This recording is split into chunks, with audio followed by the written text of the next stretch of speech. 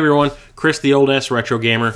Today I'm going to go over all the PlayStation 2 games that I've picked up recently. I do have a lot. I was making a lot of deals on Facebook. That seems to be the best place to get really good quality games, for me at least, at really, really good prices. It beats eBay and Amazon hands down every time. And I've made a few friends while doing it, which is never a bad thing. Starting off with Valkyrie Profile 2 Silmeria. I do need to get the first one before I play this, so. Urban Rain. Found this at a gas station in Wisconsin on the way to the Renaissance Fair. Superman Shadow of Apocalypse. Stella Deus The Gate of Eternity. RPG Maker 3. Rocky. Really cool shmup, Raiden 3. I found this for like $6. And if I remember correctly, I remember seeing this on Amazon and eBay for well over $20. So I got a really good deal. Project Snowblind. Primal. MDK2 Armageddon. This is a port of the Dreamcast game, which I also own. I always preferred this version to the Dreamcast version. The control scheme on the PlayStation 2 seems to work better with the dual sticks. This is a very unique series. The game is kind of funny and kind of gory and just a whole hell of a lot of fun. I have a drink of my Grape Crush here. Artificially delicious. Managed to find both Maximo games. I got Maximo Ghosts to Glory and Maximo vs. the Army of Zin. The deluxe box set of Magna Carta Tears of Blood, another Atlas RPG. And yes, this comes with not only the game, but the art book and strategy guide, which is pretty rad. I went to a local store that's right by where I work. Sometimes they have good prices and sometimes they don't. They actually have a rack of Nintendo 64, Super Nintendo, Genesis, Nintendo games on this rack that you cannot reach, that they are selling on Amazon for extremely inflated prices. And they won't even let you look at them in the store, which I think is kind of ridiculous. But when it comes to some of these disc-based games, they usually have them set at some decent prices. Not all of them, but some of them. Sometimes I catch them slipping. And I managed to get all three of these Guilty Gear games for like $3 each. I got Guilty Gear X2, Guilty Gear Isuka, and Guilty Gear X. And I've always loved these fighting games. They are so much fun. They're wacky. They're kind of like if you were to take the original Street Fighter, mix it with some Darkstalkers kind of craziness, and give everyone a hit of crack. And it's just insanely cool, fun, fast-paced, and it's rad. They're so much fun. I love these games.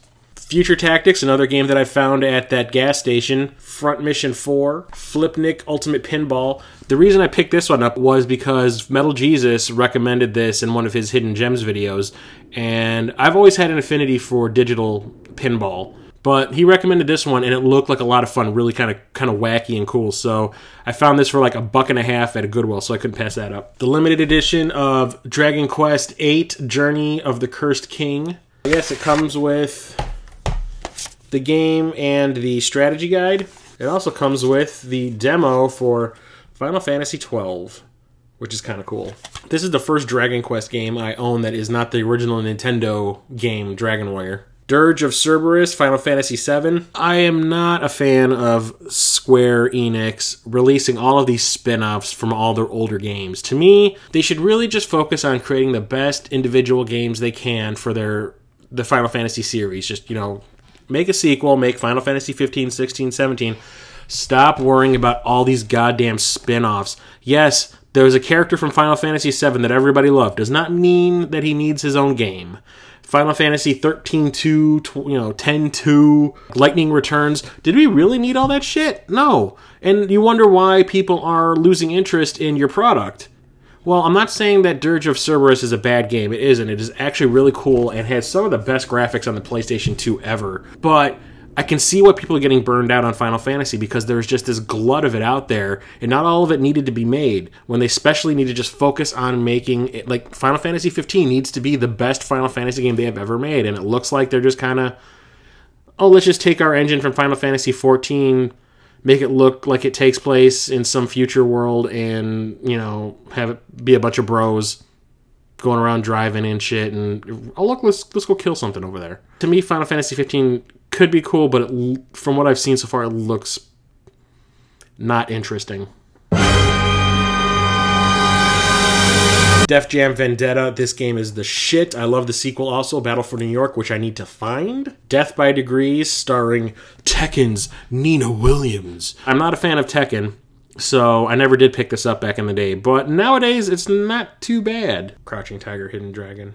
Commandos 2, Men of Courage. Just got this in about a week ago. Castle Shikigami 2. It's a shoot-'em-up, a shmup, vertical scrolling one. They released a sequel to this on the Wii also, and it is really Japanese. It's like it has a storyline, and there's like anime cutscenes. I'm speaking just because I've played the third one. I hope this one falls into the exact same camp because that one is so campy and cheesy and goofy that I couldn't help but enjoy it. Blade 2.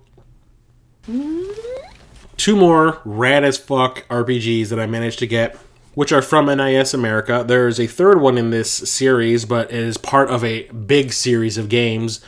Each character gets their own series of games from what I can tell. Atelier Iris, Eternal Mana, and Atelier Iris 2, The Azoth of Destiny. I hope I'm pronouncing that name right. Atelier, I don't know, whatever. I was really looking to pick these up because I saw a review on Classic Game Room of one of the games in this series, not from the Iris series, but it was a different one.